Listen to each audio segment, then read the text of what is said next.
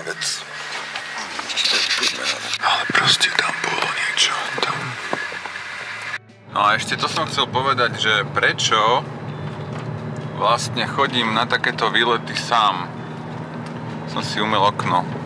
Prečo vlastne chodím na takéto výlety sám, hej? Že či mi nie je smutno a tak. V dobnom Srbsku proste ja som nechápal a proste 3 razy som musel prejsť po tejto ceste, kým sa mi to konečne podarilo natočiť, lebo mi zlyhávala technika.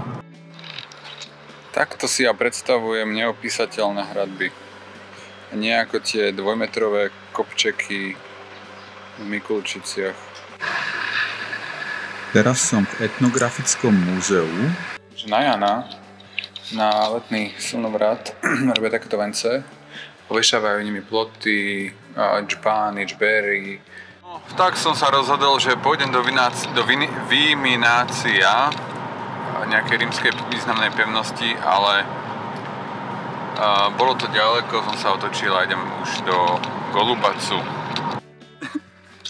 Tak čo sa zase stalo, akože to je úplne na smiech, aj keď akože som mal dosť. V tento deň som mal v pláne ísť do Belehradu a potom už k Dunaju smerom von zo Srbska a pri Dunaji tam mali byť nejaké skalné rokliny, tak som tam chcel prespať niekde. Ja, no. Koľko je hodín? Nejakých 6. Niečo zjem. Banán, kyslé mlieko. Dneska sa nejdem zdržovať s chlebom. Možno si v meste kúpim purek. A teraz len tak rýchlo niečo do seba a padám. No a potom rýchlo Belehrad. No uvidím, poďme na vec. Trošku. Skúsim jednou rukou. Hen tam hore.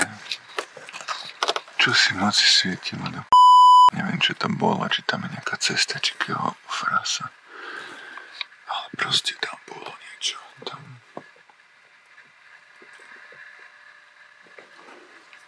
Celú noc to tam svietilo. Či tam je nejaký... Ale nie, normálne to muselo byť auto, lebo normálne to svietilo. Celé toto údolie to potom osvetlilo, potom to zhaslo a svietilo to len vnútri v tom asi aute, alebo čo to bolo. Normálne také reflektory celé údolie bolo toto tu osvetlené tam na tej strane. Ale dneska tam nič nevidím, tak ja neviem, fakt neviem. Do rytí.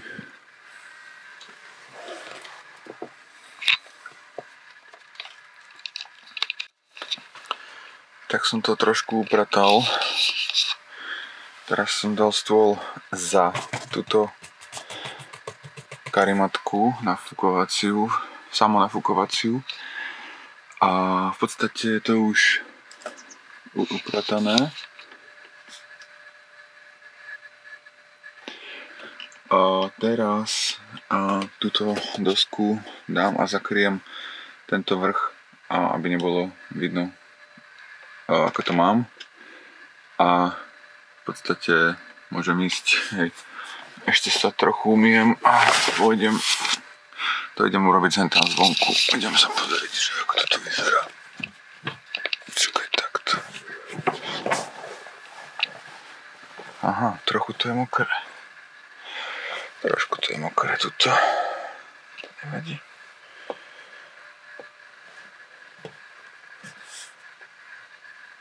Dobre.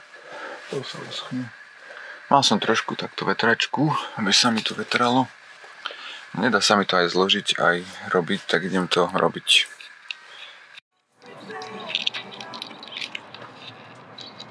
Ten knihovník mi hovoril, že v Belehrade zarobia 350 eur v čistom, hej, že lepšie zarobia.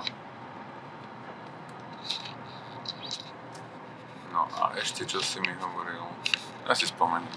No a ešte to som chcel povedať, že prečo vlastne chodím na takéto výlety sám. som si umyl okno. Prečo vlastne chodím na takéto výlety sám, hej? Že či mi nie je smutno a tak, ale na druhej strane sa opýtam, ktorý iný človek by so mnou išiel, hej? Išiel, aby prešiel 80 km kvôli tomu, aby videl nejaký kláštor, hej? Ja si myslím, že ten človek by ma musel strašne milovať. Taký človek, takého nepoznám zatiaľ. Lebo napríklad ja idem a v podstate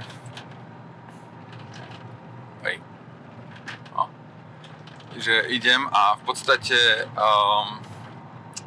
napríklad idem do Sriemu, aby som tam šiel do múzea, hej, tam pozriem nejaké nálezy, vykopávky a tak ďalej. A teraz človek, ktorého to nebaví, pre neho to je vyslovene utrpenie, toto celé. No a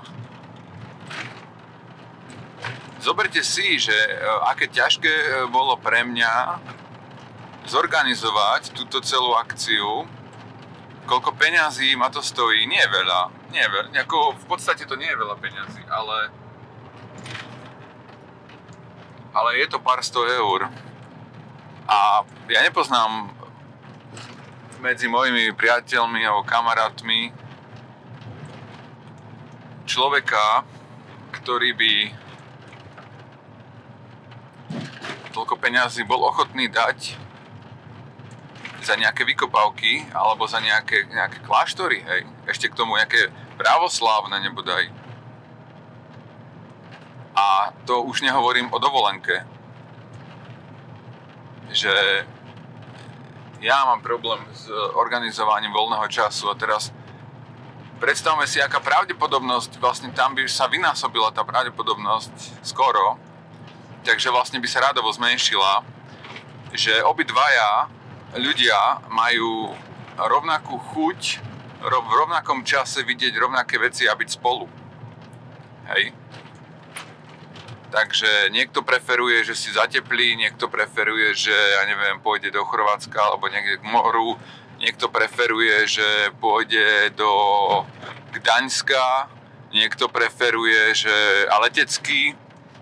Každý má iné preferencie a pravdepodobnosť, že sa nájdú dvaja rovnakí šialenci, je veľmi nízka. Hej? A preto chodím sám. Mohol by som zobrať so sebou do loga, lenže neviem, či by sme po 4 hodinách, či by som ho nevyhodil tuto von z dverí na ulicu, na cestu a proste, že tým by sme skončili, lebo my by sme sa pohádali, možno ani nie tak z mojej viny ako z jeho, lebo on je taký dosť domyšľavý a tak, takže on, no neviem. Ale možno sa mýlim, možno by to bolo naopak, že by to bol najlepší cestovateľský partner v živote. Nuž, to sa nikdy nedozviem. On mi nenavrhol spoločnú cestu, keď si ju teraz plánoval do Rumunska. Dokonca, keď som chcel od neho nejaký kontakt, od neho lebo mi spomínal nejakého rumunského historika, ktorý niečo vie o tej Veľkej Morave a tak. A nebol ochotný mi poskytnúť ten kontakt. Takže, ale ja ho chápem, ja tiež si strážim svoje poznatky, aby som ich ja mohol použiť. Nebudem robiť nadprácu pre Dologa a Dolog nebude robiť nadprácu pre mňa, no ale tak v istom zmysle si zdieľame tieto poznatky a skúsenosti. Aj on mi veľa pomohol, keď som sem išiel, tak som sa ho pýtal a on mi odporúčil miesta, ktoré sa oplatí vidieť, aj kde ísť, kde neísť a na čo si dávať pozor a tak ďalej, aby ma neokradli. na diaľnici, lebo jeho okradli o 1000 tých, ako sa to volá, dinárov, čo je asi 8 eur alebo 9 eur, hej. Tak on bol z toho smutný, na prášky a nemôže to prežiť, takže no a takže tak, no Srbsko, takto vyzerá hornaté Srbsko, nikdy by som nepovedal, že aj takto vyzerá Srbsko, hej, tá Vojvodina vyzerá úplne ináč. Toto mi skôr pripomína Detvu s tými náhornými plošinami. Po 300 metroch mierne doľava. Doľava. No a tak, takže takto si natáčam. Doľava. To je ako kde doľava? Aj hentam. No, ale akože mne by sa hodil by sa mi nejaký spolucestovateľ, pretože ten by mi pomohol teraz akože doľava. Oh my god. Oh bože. Pre Boha.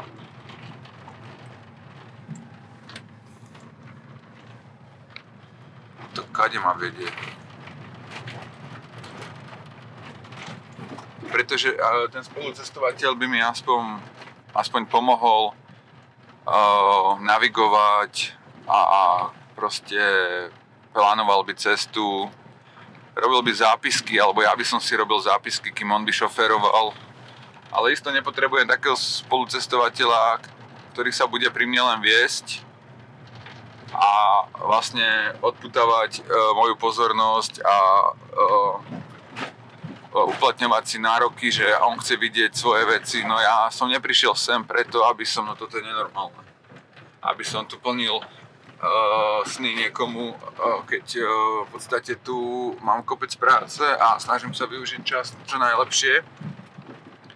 Ale tak samozrejme, že dá sa urobiť kompromis, že 1, 2, 3 veci pozrieť aj také, ktoré sú mimo môjho záujmu.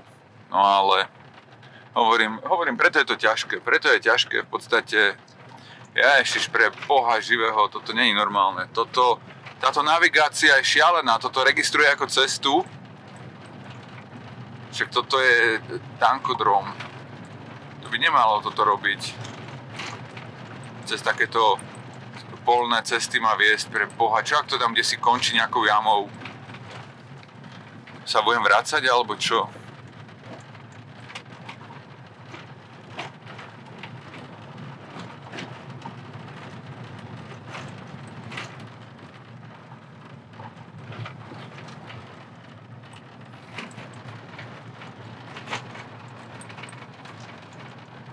Tu už aj nejaký človek, no dám to dole.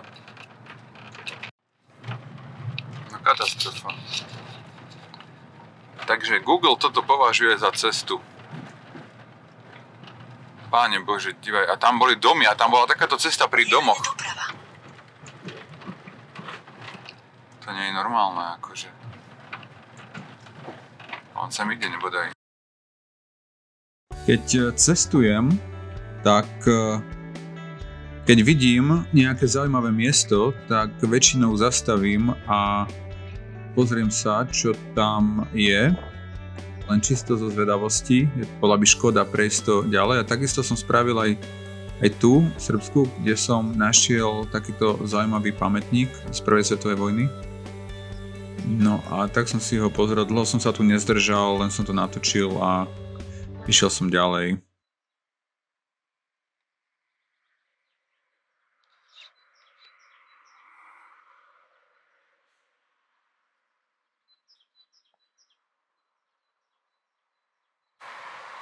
Pamätník obetiam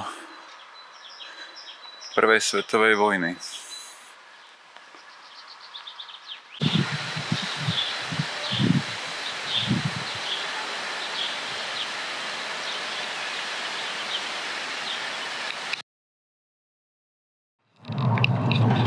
No teraz idem cez jednu obec, dvorište, ale nie som si istý, či to bola presne táto obec, lebo video bude pokračovať ešte aj v inej obci, to je táto. No ja som len zíral. Domy, ploty, pozemky, také malé paláce. V chudobnom Srbsku proste ja som nechápal a proste 3 razy som musel prejsť po tejto ceste, kým sa mi to konečne podarilo natočiť, lebo mi zlyhávala technika a nevedel som, čo mám skôr snímať a len som zíral proste, na čo sa my hráme a kam sa my na Srbov hrábeme. A tu máme Európsku úniu a oni v Európskej únii nie sú a takéto paláce majú. Proste som nevedel naozaj, čo mám skôr točiť.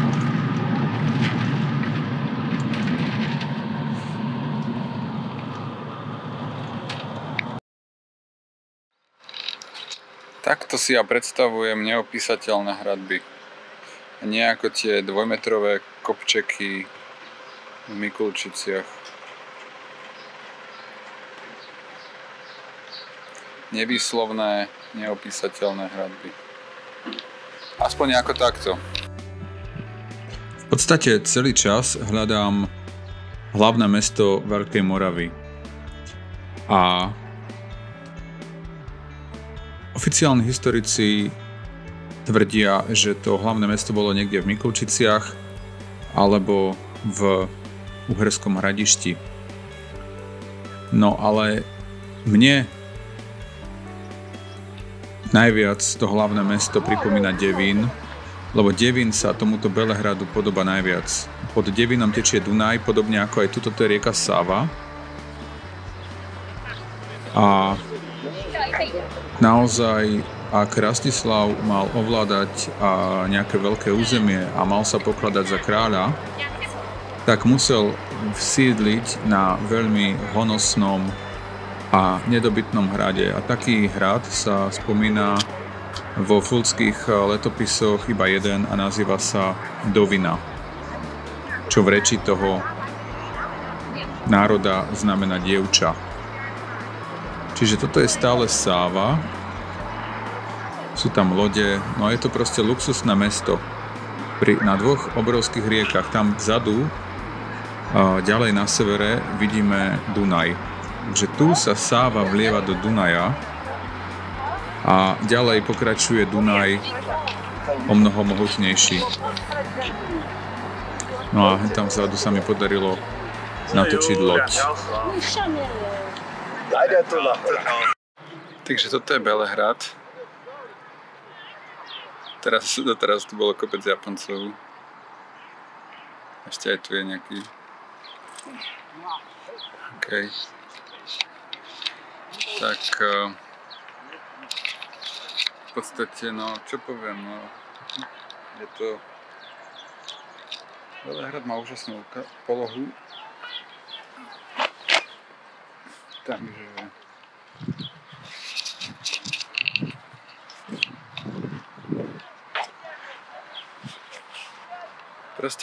Proste tu sa stačí pozrieť na tie múry, hej. Proste tu človek vidí tie múry.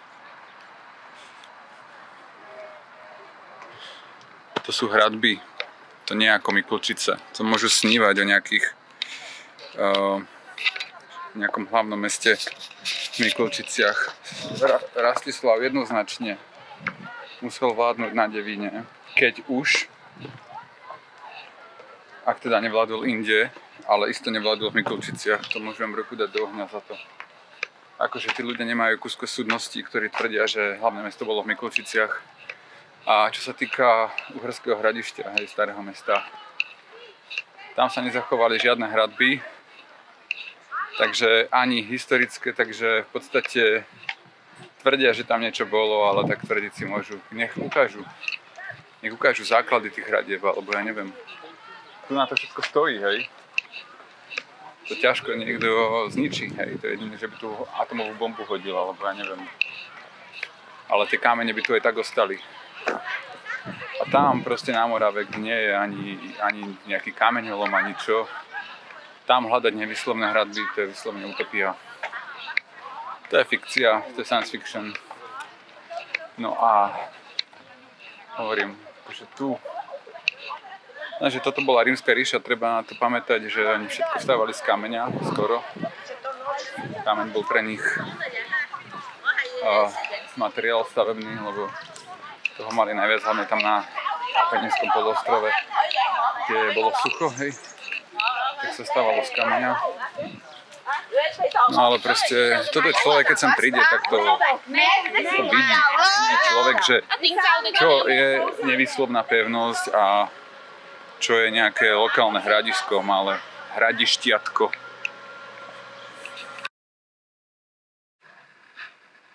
Teraz som v etnografickom múzeu. Vždy, keď navštívim nejakú krajinu, tak ako prvé sa snažím ísť do etnografického múzea, aby som si pozrel tie staré zvyky, kroje, poľnohospodárske náradie, zvyky, hovorím kroje, oslavné odevy, rôzne, možno aj pohanské predmety, možno aj teda kresťanské predmety a vzory, ako aj tu môžeme vidieť na tomto oblečení, na takéto ozdoby, lebo to sú všetko zaujímavé veci, ktoré mnoho vedia prezradiť o tom, ako tí ľudia žili, aké mali hodnoty, aký mali svetonázor. Tieto gombiky sú veľmi zaujímavé, lebo podobné sa našli aj u nás z doby teda tzv. Veľkomoravskej. Takto vidíme rôzne veci, zaujímavé ozdoby, oblečenie. No a vlastne úlohou je hľadať paralely na Slovensku u nás a pochopiť tie súvislosti, že na čo sa jednotlivé predmety používali, kedy a tak ďalej. Takže toto je strom života alebo poznania. Závisí od interpretácie. Je to vlastne v podstate náš dvojkríž, ktorý máme v štátnom znaku. Vždy sme mali v štátnom znaku dvojkríž, tento má na obidvoch stranách vtáčikov. Bývajú buď vtáčikovia, jelene, alebo rôzne iné bytosti, ktoré vlastne strážia ten strom života. Tu máme medomed, tam predtým bol úľ. No a takéto ozdoby v podstate z plieškov alebo z peňazí. Takže na Jana, na letný slnovrat robia takéto vence. Ovešávajú nimi ploty, džbány, džbery, chleby a keď doja mlieko, tak mlieko musí ísť cez tú dieru v tom chlebe do toho džberu, hej. A vlastne to má podporovať úrodnosť. Dobrú úrodu. Potom som išiel do Národného múzea, kde sú predmety z dávnych dôb. Tu som uviedol iba zo pár snímkov. Toto je, podobná ozdoba bola aj na tzv. Veľkej Morave. Ten knihovník ešte hovoril, že podnikatelia majú také úľavy, že prvý rok nemusia za zamestnanca platiť odvody, takže každý rok ho prepustia a zoberú nového, len aby nemuseli platiť. No, tak som sa rozhodol, že pôjdem do vyminácia nejakej rímskej významnej pevnosti, ale bolo to ďaleko, som sa otočil a idem už do Golubacu. Tak čo sa zase stalo, akože to je úplne na smiech, aj keď akože som mal dosť. V podstate, čo sa stalo? Proste bol som v Belehrade a odišiel som z Belehradu, aby som mohol ísť proste ďalej a môj plán bol ísť sem do hradu Golubovac. A ja som tu, ten hrad je hentam kúsok, pár kilometrov, som ho prešiel ďalej. A čo sa stalo, že nemohol som nájsť dobré miesto, lebo tu je len jedna cesta, tá ide popri pobreží Dunaja a je problém proste, keď sú tam také miesta na parkovanie, také akoby také oddychové zóny, ale sú malilinké, maličké a tam sa mestí 1, 2, 3 auta, možno 2 auta ako kedy a cesta by bola odo mňa proste meter, hej, takže tie auta ako chodia, tak to bolo proste cítiť každé auto, čo išlo kamión, sa zadriaslo, hej. No a hovorím si, toto nie. A ráno, bohvie, aká bude ráno premávka, hej. A hovorím si, bohvie, aká bude ráno premávka. No a v podstate sa tam umývaj ráno, hej. Alebo ja neviem, češ, alebo ja neviem, chod na záchod ráno, hej. No a v podstate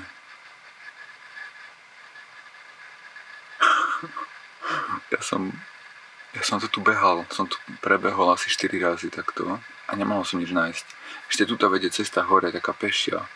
A som nevedel, že pešia, tam normálne ako je odbočka pre auta. A som tam išiel a zase slepá ulica, tak som tam už polná cesta, proste to sa nedalo výjsť, hej, tak som sa vrátil normálne do protismeru, som sa vrátil na túto hlavnú cestu a hovorím, idem za ten hrad, hovorím, už som sa aj vzdal toho hradu, hovorím, serem na ňo.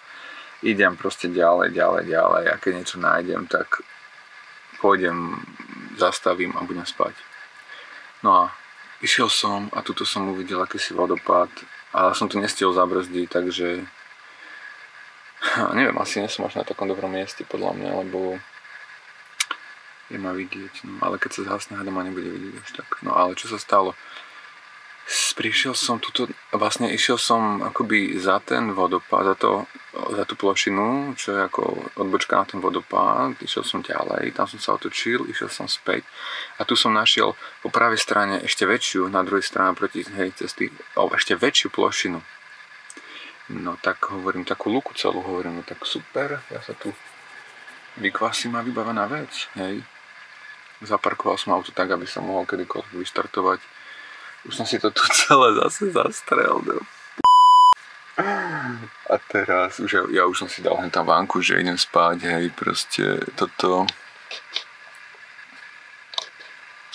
No a lenže naraz sem dojde auto predo mňa tak, aby som nemohol ujsť. A už som vedel, že niečo nie je v poriadku, že ono. Tak som skočil na predné sedadlo v pláškach a strhol som tú plachtu, nech vidím, že čo sa deje. No a už vyšli 2 policajti a hovorí mi jeden, že border police, hej. A ja hovorím, a teraz je v panike, lebo tu bola tma, ja som nevedel stiahnuť okno, hej. No a proste nakoniec som si rozsvietil, som otvoril a on mi hovoril, že you rest? A ja hovorím, že yes, I was tired. A on hovorí, že už potom po srbsky, že je tu niekto ešte, are you alone? To som ešte opýtal, ja hovorím, yes, I'm where are you from? Som ma pýtal, to bola prvá otázka, where are you from? A ja hovorím, že I'm from Slovakia. A už som videl, že ako OK. No a akože OK, ešte že pozri tuto, tak ten druhý policajt behal tuto s lampou, s baterkou a či tam niekto nie je, alebo nejaké zvuky ani počuli, alebo niečo. A ja mu hovorím, nie, ja som tu sám. A OK, je tam niečo, nie.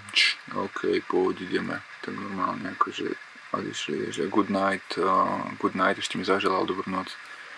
To je v prdeli toto normálne. Ja už som fakt blízko hranice, lebo však na druhej strane je Rumunsko a oni asi tady to pašujú tých ľudí, podľa mňa možno aj cez rieku.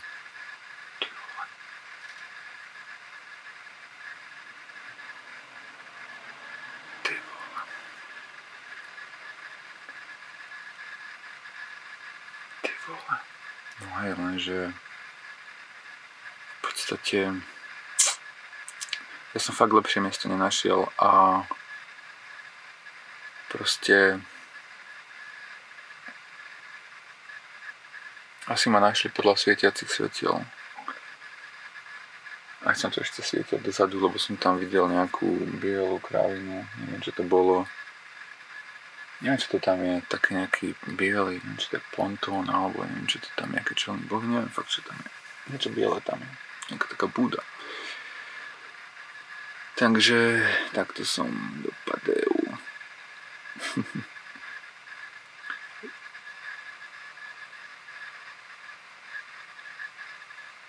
No ale ideme si, ja neviem, ako deň, kde by som išiel, alebo akože toto nie je zlé miesto, hej, som dosť ďaleko od cesty. No a proste ma museli, buď tu majú kamery, alebo neviem, buď ma videli, alebo tu majú nejakú pozorovateľňu, alebo niečo. No a dneska v tom Belehrade, pekné mesto je to, má totálne brutálny potenciál, to mesto vždy malo a proste to je brutálny potenciál, to je... Bratislava má smolu, že Slováci nežijú na druhom brehu. Že vlastne ten druhý breh už vlastne akoby patril Maďarsku. Belehrad má vraj 2 milióny obyvateľov, tu mi hovoril nejaký sprievodca tam, čo sa ma ujal. No a niektorí mladí hovoria parádne po anglicky, aspoň jeden taký bol fakt parádne. Ale nie všetci, niektorí tu fakt hapkajú. No a ešte som išiel, akože tie budovy, krásne budovy, ešte keď som išiel ráno, stalo sa to, že idem proste po tých horách, to bola z toho kláštora a idem cez akúsi dedinu, všetko, najskôr proste samé chatrče, hej, že človek by im asi dal peniaze tým ľuďom a naraz prídem do akejsi dediny a tam proste paláce. Som to videl v Rumunsku, také cigánske paláce, ale neviem, či tam žili cigáni. Ale videl som tam takých počerných, ale všetko tam stáli na ulici a vyzerali jak žobráci, hej. A tam paláce, domy paláce. Ja som to jeden za druhým brány, vystavané, oblúkovité, jeden palác, obrovské trojposchodové, balkóny, stĺpy antické, ja neviem, proste, no paláce. No a potom, tak som si to odfotil a zase sa mi to nepodarilo na prvý raz, to som si urobil len fotky, tak som sa vrátil a zapol som si tuto na mobile kameru a ešte aj na tomto som si zapol kameru, na tomto Nikone. Idem, už tí kúkajú na mňa, že či mi šíbe, že znova idem Zišiel som dole, bo to bolo tak dole kopcom. Pozerám, tak, foťak prehriatý, takže nič nenatočil. A na tomto Nikone zase som nestlačil, dobre to tlačidlo červené, tak zase mi niečo ušlo. Takže zase som to nenatočil. Tak znova som sa otočil, znova som išiel hore, ty na mňa kúkali, že už musím byť blázon. Tam som sa znova otočil a už som si zapol iba Nikon a som sa uistil, že je zapnutý. No a tak som išiel. Lebo to musím ukázať doma. No dobre, a potom som išiel do toho Belehradu. Najskôr do etnografického múzea. No a teda to bol zase zážitok. To bola ako tá Matica. Tam zase teta bola taká, pred vchodom fajčila. Ja som došiel tam so sendvičom, čo som si kúpil za 120 dinárov. Len taký sendvič, aby som mal niečo na obed.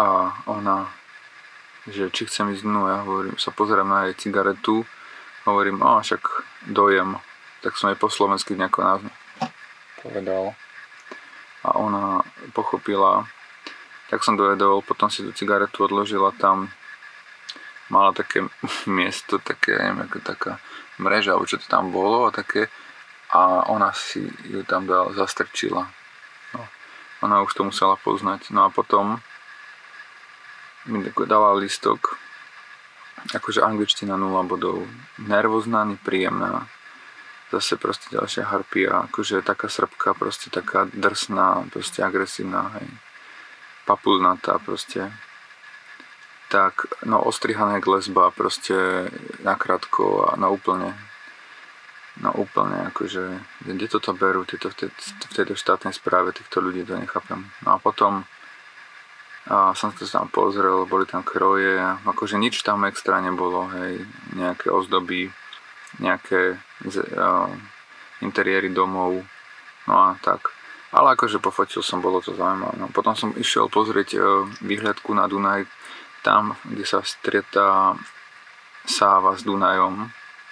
Tak som si to natočil, teplo bolo, sami Japonci tam boli. To bolo fajn. A myslím, že to mesto má fakt potenciál. A potom som išiel hľadať historické múzeum. Keď som tam došiel, tak mi povedali, že tam je nejaká prvá svetová vojna, expozícia a že ja hovorím, ale to ja nechcem, ja chcem proste Vinča kultúru a hej, starých Slovanov a podobne. A oni mi hovoria, že no, to musíš ísť do Národného múzea. No tak zase som išiel do Národného múzea, to bolo nejak 500 metrov. Takže zase späť, proste to isté, takže vlastne zbytočne išiel. No a proste nakoniec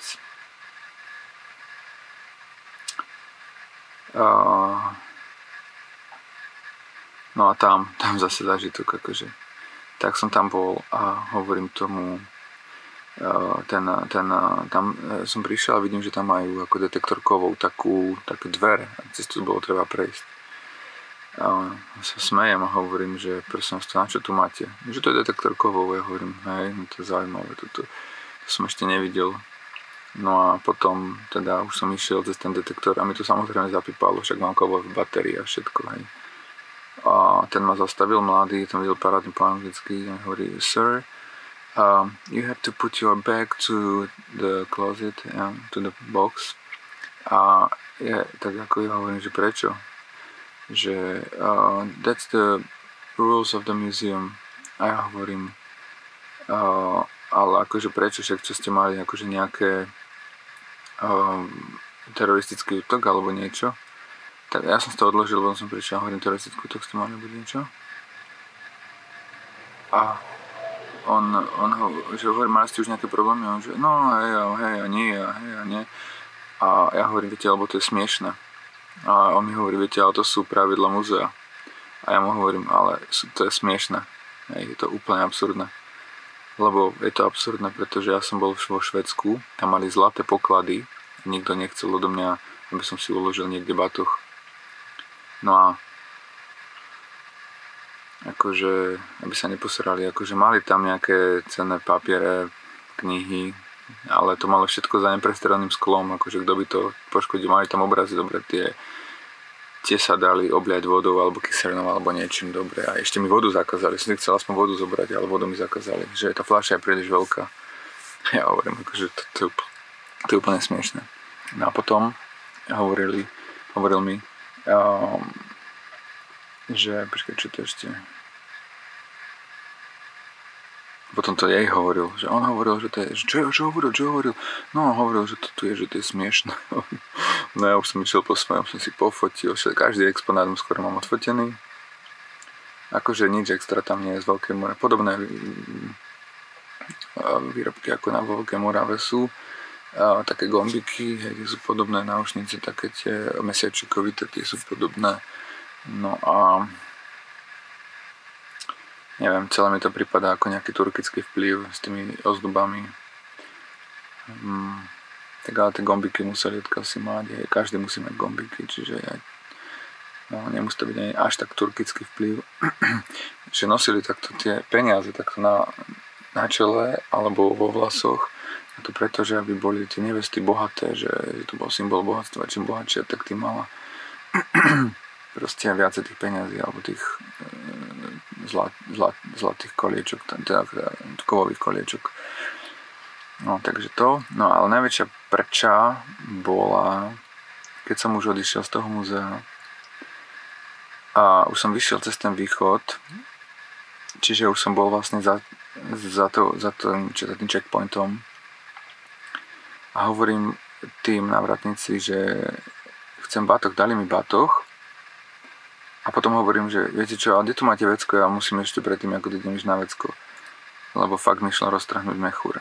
A on mi hovorí, že no ale to musíte, to ste mali, ale to ste mali, ale tam vnútri, keď ste boli v tom múzeu, hej, tam sú dva záchody, hej, tento záchod, čo tu je, ten je pre personál. Hej, a ja hovorím, že no tak to je pruser, hej, a že dá sa tam ísť, a on mi hovorí, že no choďte tam, no. A ja mu hovorím, ale ja mám batoh, a on mi hovorí, že never mind,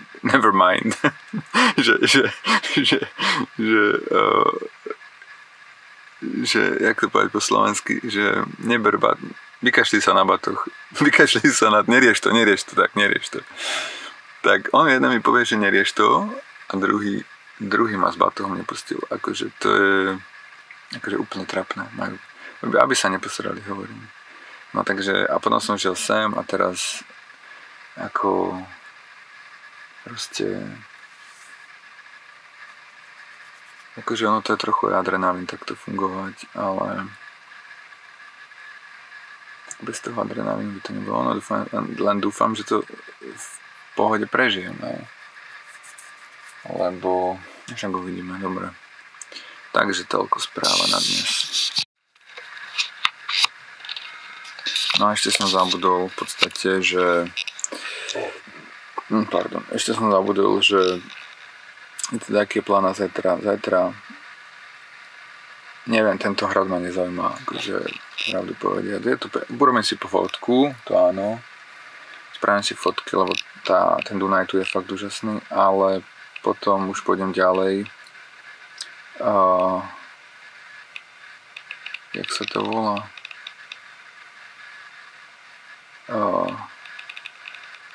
Ježišmária. Do akéhosi víru chcem ísť, jak sa to volá? Lepinský vír. Ak sa mi podarí tam dostať, tak by som šiel do Lepinského víru. A potom do toho pozrieť ten Džirwab, či jak sa to volá, ten zlaté železné vráta. Jo, bože. Železné vráta pozrieť, aj celé to údolie. A potom už prekročím hranice a pôjdem cez Rumunsko. No a to bude ešte len zážitok. To vymením, ak sa povie, čerta za diabla. Zvedavý. No ale hneď musím volať do Orange, nech mi zrušia ten posratý balík, lebo budem nahratý. Takže asi tak. Takže tak. No a ešte som sa podľa v tom dáte, že keď som bol v tom múzeu národnom, kde boli tie exponáty, tak ma prekvapilo, že strašne málo exponátov bolo z doby 9. storočia a menej, hej, ako čo sa týka slovenského, od 7. do 9. storočia, čo sa týka Slovanov, Srbov, prakticky tomu venovali len jednu malú miestnostku, kde dali hlaholiku, nejaké črepy hlaholikov, potom nejaký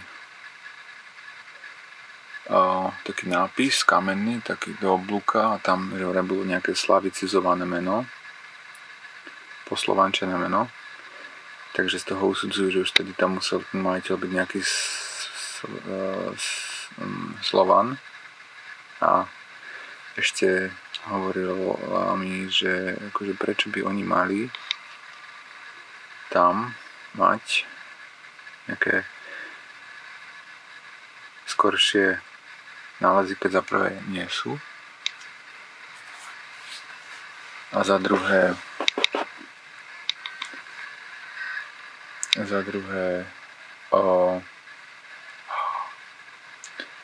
za prvé nie sú, a za druhé, keď vlastne celá ich kultúra aj štátnosť začala kresťanstvom, tak v podstate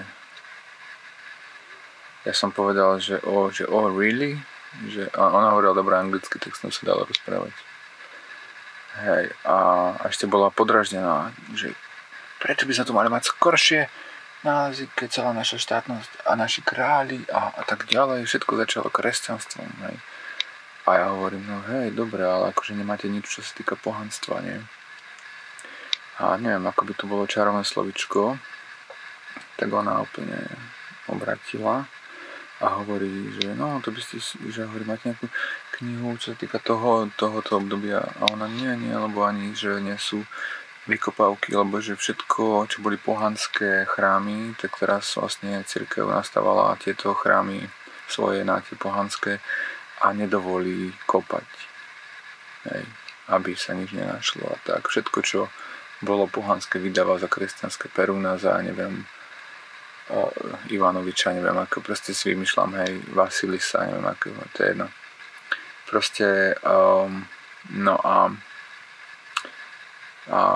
hovorím nejakého autora a ona mi odporúčila toho Petroviča, neviem, jak sa volá, neviem. Ale toho som už aj, ja hovorím, toho som aj ja vygooglil, aj som to pozeral. Dokonca dneska som bol v knihkupectve, ona mi poradila knihkupectvo, kde by to mohli mať, som tam bol, ale stalo to nejakých 30 eur. Bolo to po srbsky a cyrilikou písané. Akože dalo by sa v tom píplať, ale mne to príde ako vyhodené peniaze. Lebo čítať to asi aj tak nebudem a mať to len tak pre potešenie. To je, ne. Skôr som chcel etymologický slovník, ale etymologický slovník nemali. A vlastne, že vraj ani neexistuje, hej, srbsky. Čo mňa akože šokovalo, lebo som si myslel, že Slovensko je poslednou krajinou v Európe, ktorá ešte nemá etymologický slovník vlastného jazyka. No ale akože údajne teda ani Srbi nemajú ten etymologický slovník, čo mňa šokuje, lebo som ich mal za inteligentných ľudí, keď Chorváti majú a Slovenci, neviem prečo, Slovenci majú, neviem čo Chorváti majú, tak neviem prečo by nemohli mať Srbi. No a takže akože potom už bola ochotná, keď som spomenul pohanov a ozaj hovorila, že je nejaké neopohanské hnutie, že to silne, že to fakt ako rebelia proti súčasnej vláde a systému a vôbec.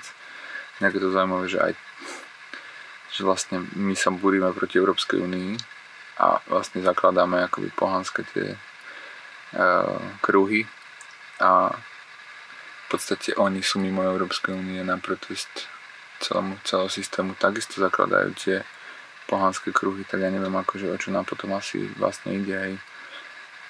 Obidvaja vidia v podstate riešenie toho úplne opačného problému v podstate v predkresťanskom duchovne, hej. Takže neviem, musím sa na tým zamyslieť. No a ešte čo som chcel povedať, že takže toto silnie, tento prúd, no a ortodoxná cirkev má silný hlas v štáte a takže vlastne sa snaží toto potlačiť ako len môže a preto vlastne aj v tom múzeu nie je nič pohanské a nič pred kresťanstvom, nič pred tým ako Srbi prijali kresťanstvo. Hej, pre nich ich doba historická začína prijatím kresťanstva. Čo je absurdné, hej. Je to vlastne potlačanie, popieranie vlastnej histórie, ale takúto chorobou trpia aj Maďari, to je duševná choroba. Trpia aj Maďari a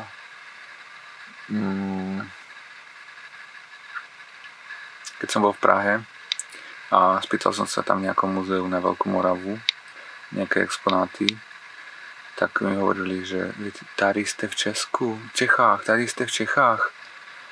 My tady máme jenom český krále, já nevím, jak se skloní, český krále. Když chcete Velkou Moravu, to musíte jít na Moravu. No. Aj tak všetci vlastne tú svoju históriu, len sa ako pávi sa proste tým perím proste našuchoreným predvádzajú. Hej. Ale v podstate, inak je to sranda, keď som bol v Maďarskom múzeu, tak tam ukazovali slovenský kroj ženu. Proste to bola jedna chudera, otrhaná v pracovnom. Hej, ale keď tuto tie Slovenky ukazovali, aké oni majú parádne kroje, tam tomu Petrovci a tak, aké tie staré obrázky. Ježiš, to boli prenádherné kroje, to boli bohaté, prenádherné proste kroje, šatôčky, kožušteky, alebo jak to vestičky, ja neviem, životiky a tak proste. No proste ich úlohou je vlastne vykresliť Slovákov ako bedárov a seba ako pánov. A to je úlohou v podstate každého. No a to isté musíme spraviť aj my, či sa nám to páči alebo nie, lebo iba hlupý by cudzích vyzdvihoval a zo seba robil žobráka, aj chudáka.